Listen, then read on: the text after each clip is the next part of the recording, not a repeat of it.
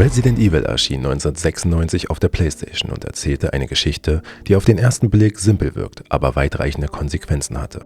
Es geht um ein abgelegenes Anwesen, mysteriöse Todesfälle und eine Eliteeinheit, die nicht auf das vorbereitet ist, was sie dort erwartet.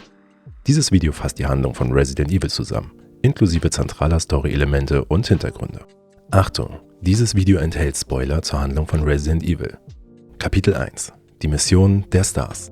Die Geschichte beginnt im Jahr 1998 in der Nähe von Raccoon City. Eine Reihe brutaler Morde erschüttert die Umgebung. Um die Ursache zu untersuchen, wird eine Spezialeinheit der Polizei entsandt. STARS, Special Tactics and Rescue Service. Nachdem das Bravo-Team den Kontakt verliert, wird das Alpha-Team losgeschickt, um Nachforschung anzustellen. Zu diesem Team gehören unter anderem Jill Valentine, Chris Redfield, Barry Burton und Albert Wesker. Doch schon kurz nach der Landung geraten sie in einen Hinterhalt. Mutierte Hunde greifen an. Die Flucht endet in ein scheinbar verlassenem Herrenhaus. Was als Rettungsmission beginnt, wird zu einem Kampf ums Überleben. Kapitel 2: Das Herrenhaus. Das Anwesen wirkt zunächst leer, doch schnell wird klar, hier stimmt was nicht. Türen sind verschlossen, Räume wirken manipuliert und bald tauchen auch erste Zombies auf. Langsam, unaufhaltsam und irgendwie verstörend menschlich. Als Spieler übernimmt man entweder die Rolle als Chris Redfield oder Jill Valentine. Beide erleben die gleiche Geschichte, aber aus leicht unterschiedlichen Perspektiven. Während Jill Zugang zu mehr Ausrüstung hat, zum Beispiel einem Lockpick, um Türen aufzuschließen, ist Chris robuster, aber stärker eingeschränkt. Dies sollten übrigens nicht die einzigen wählbaren Charaktere sein. Frühe Konzeptzeichnungen sollten noch 2 weitere Figuren beinhalten.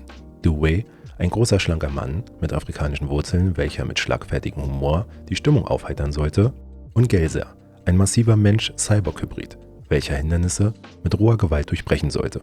Interessant vor allem, wenn man bedenkt, wie ein Showdown zwischen Gelser und dem Tyrant aussehen würde.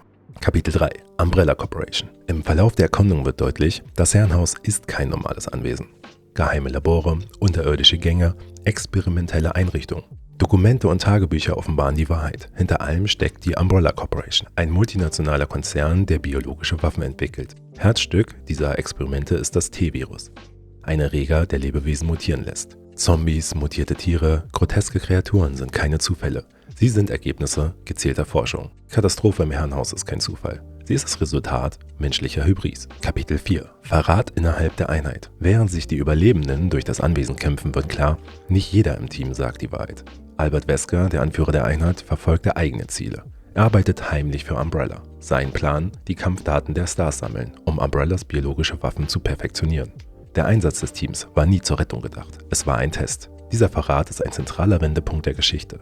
Nicht nur Monster sind gefährlich, sondern Menschen mit Macht. Kapitel 5: Das Labor und der Tyrant. Im finalen Abschnitt führt der Weg tief unter das Herrenhaus, in ein geheimes Forschungslabor. Hier wird das volle Ausmaß des Experimentes sichtbar. Weskers letztes Mittel ist der Tyrant, eine ultimative Biowaffe, ein Wesen geschaffen für Zerstörung. Doch der Tyrant entzieht sich der Kontrolle. Wesker wird getötet. Vermutlich. Zumindest so scheint es. Am Ende bleibt nur die Flucht. Das Labor wird zerstört, das Herrenhaus explodiert, Chris und Jill, je nach Verlauf, entkommen knapp. Doch die Bedrohung ist nicht beendet. Kapitel 6: Warum diese Geschichte so wichtig war. Resident Evil erzählt keine komplexe Geschichte im klassischen Sinn, aber sie setzte neue Maßstäbe. Horror durch Begrenzung, Spannung durch Ressourcenknappheit, Storytelling durch Umgebung. Die Handlung diente nicht als Selbstzweck, sie unterstützte das Gefühl von Unsicherheit. Spieler sollten sich klein fühlen, verletzlich und beobachtet. Diese Mischung aus Story, Gameplay und Atmosphäre legte den Grundstein für ein ganz neues Genre: Survival Horror. What? What is this? What is it?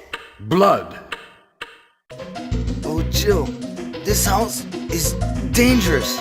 There are terrible demons. Ouch! That was too close. You were almost a Jill sandwich. You're right. You guys are idiots. No one understands its real value.